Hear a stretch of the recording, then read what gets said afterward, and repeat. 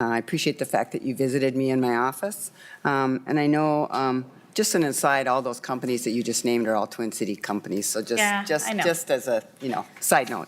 There's more, but yes, yeah. I understand. And so, we talked in my office and you said how you went all around the state. And I did point out to you that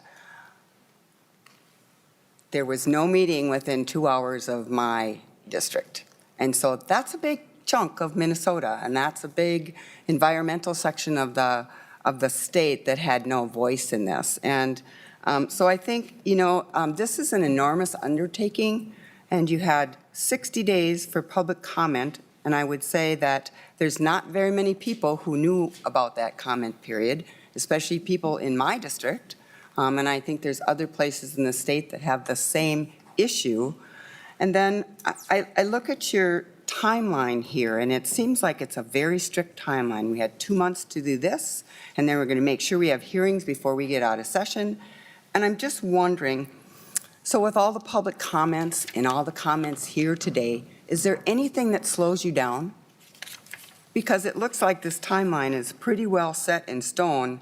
And so are we just window dressing here for comments, or are you really going to take our comments to heart and what's happening out in greater Minnesota and take that time? Or is this your timeline and we're going to be finished and done by December 22nd, whether we like it or not? Because this is really circumventing the state of Minnesota, its citizens, and the legislature.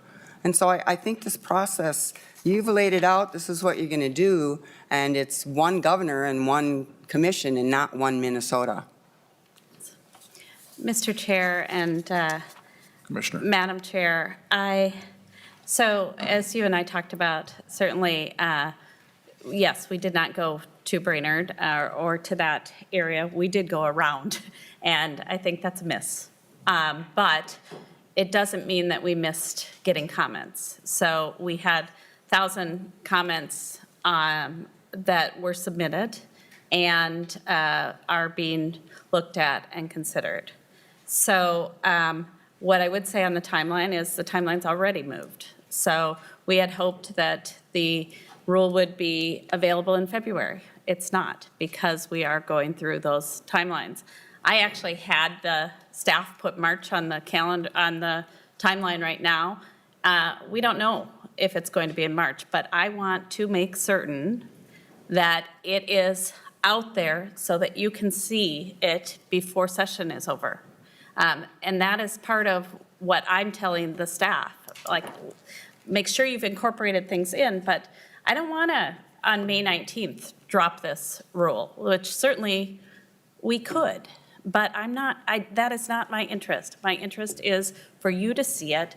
Let's have a dialogue. Let's see how we've come up with this.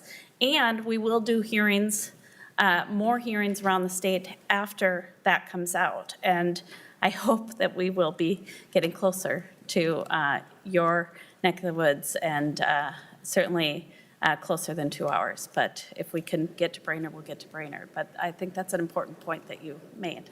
And Mr. Chair, just a short follow-up. I would just hope that you would listen and take the comments into consideration instead of just, this is the goal that we're going to do, and we'll go through the window dressing of hearings and comments, but we're going to do this anyway. And so that's what it feels like here. And so I would hope that that attitude would change. Yeah, Thank you. Of course. Thank you.